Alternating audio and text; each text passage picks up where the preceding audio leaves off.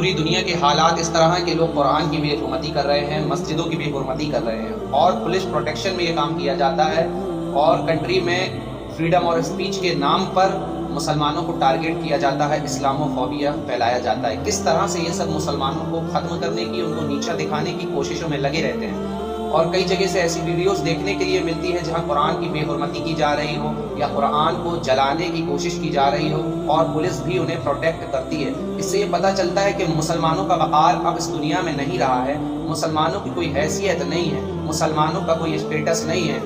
یہ پولیٹیکلی بھی کمزور ہیں اور ایجوکیشن کے طور پر بھی کمزور ہیں، اور ان کی معاشی حالت بھی اچھی نہیں ہے، اکنومیکل بھی یہ کمزور ہیں۔ اور آج مسلمانوں کو اس بات کو سمجھنا چاہیے کہ اللہ تبارک و تعالیٰ نے تمام کافروں کو چیلنج کیا تھا کہ یہ مشرکین، یہ کافرین، یہ اور ان کے خدا مل کر کے قرآن کو چھوڑو، قرآن کی ایک آیت نہیں بنا سکتے یا اس سے ملتی جلتی ایک آیت نہیں لا سکتے، اس قرآن کا جواب نہیں لا سکتے، اس کو جھوٹا ثابت نہیں کر سکتے۔ جب یہ قرآن سے ہار گئے، جب یہ اللہ کے چیلنج سے ہار گئے، تو یہ نیچ حرکت کرنے لگے، قرآن جلانے کی کوشش کرنے لگے۔ قرآن وہ عظیم کتاب ہے جس کتاب نے صحابہ اکرام کو عروج دیا۔ صحابہ اکرام نے پوری دنیا پر فتح حاصل کیسے کی، خلفائے راشدین نے کس طرح آدھی دنیا کو فتح کیا، یہ قرآن کی برکت سے فتح کیا۔ قرآن میں اللہ تبارک و تعالیٰ نے مسلمانوں کو جینے کی راہ بتائی ہے، مسلمانوں کے جینے کے لیے طریقہ بتایا ہے کہ انہیں کس طرح سے بزنس کرنا ہے، کس طرح سے فتوحات حاصل کرنا ہے، اور کس طرح سے علم سیکھنا ہے، خواہ وہ دینی ہو چاہے دنیاوی ہو۔ قرآن ہی ہے جو مسلمانوں کو عروج عطا فرمائے گا۔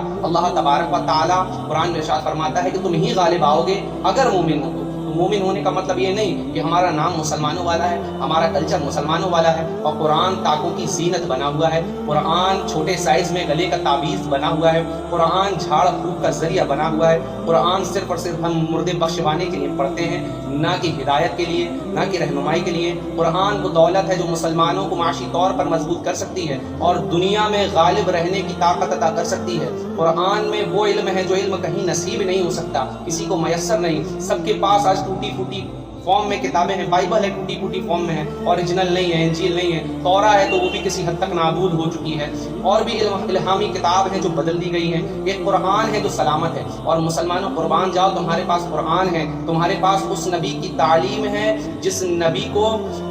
خیر البشر کہتے ہیں، امام الانبیاء کہتے ہیں، یعنی جو آخر میں آئے ضرور ہیں لیکن نبی آدم سے پہلے نبی تھے۔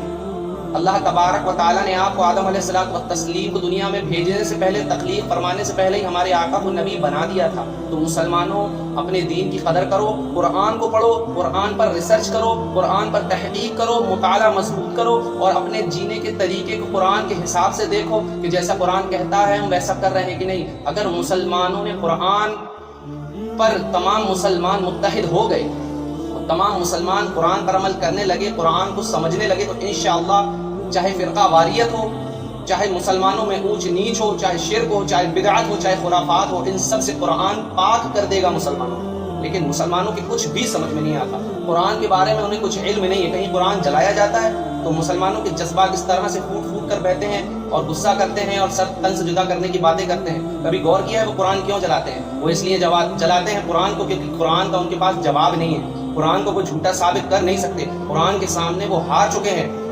کہیں کہیں انہیں بھی لگتا ہے یہ کتاب کسی انسان کی نہیں بلکہ پروردگار عالم کی کتاب ہے، اور مسلمان تو صرف اور صرف قرآن کو ہلکے میں لیتے ہیں اور تاکوں کی زینت بناتے ہیں، گلے کا تعویذ بناتے ہیں، مردے بخشوانے کا ذریعہ سمجھتے ہیں۔ ارے یہ تو ایک الگ بات ہے، بنیادی بات تو یہی ہے کہ قرآن مسلمانوں کے عمل کے لیے نازل کیا گیا، مسلمانوں کو ایک سوسائٹی بنانے کا اس میں حکم دیا گیا ہے، اس میں اتحاد سکھایا گیا ہے، اس میں توحید سکھائی گئی ہے، اس میں رسالت کی تعظیم بتائی گئی ہے، اس میں اولیاء کا مقام بتایا گیا ہے، اس میں پرہیزگار بننے کا طریقہ بتایا گیا ہے، اس میں فتوحات حاصل کرنے کا طریقہ بتایا گیا ہے، اس میں اگر کسی زمین پر فتح کرنے کے بعد انصاف کیسے قائم کرنا ہے یہ بتایا گیا ہے۔ تبھی صلاح الدین ایوبی نے یروشلم کو فتح کیا اور اسے انصاف سے بھر دیا۔ مسلمانوں اگر آپ چاہتے ہو کہ دنیا میں وہی وقار چاہتے ہو جو خلفائے راشدین کے دور میں تھا، تو ہمیں ان کی طرح صرف اور صرف قرآن اور سنت کا دامن تھامنا ہوگا اور اہل بیت پاک کے نقش قدم پر عمل کرتے ہوئے اپنی زندگی کو گزارنا ہوگا۔ اور جس طرح سے ہم بھیڑ بکریوں کی طرح آج جیتے ہیں، نہ ہم پڑھائی لکھائی کرتے ہیں، اچھے سے ایجوکیشن حاصل نہیں کرتے، نہ ہم کام دھندے میں دھیان دیتے ہیں، تو یہ سب باتیں ہمیں کمزور بنا رہی ہیں اور دنیا میں صرف بوجھ بنا رہی ہیں، اور یہی سبب ہے کہ ہم پوری دنیا میں ذلت اور رسوا ہو رہے ہیں۔ ہمیں صرف ایک اللہ سے ڈرنے کی ضرورت ہے، قرآن اور سنت جو اللہ کی رسی ہے انہیں تھامے رکھنے کی ضرورت ہے۔ اللہ تبارک و تعالیٰ تمام مسلمانوں کو قرآن و سنت پر عمل کرنے کی توفیق عطا فرمائے۔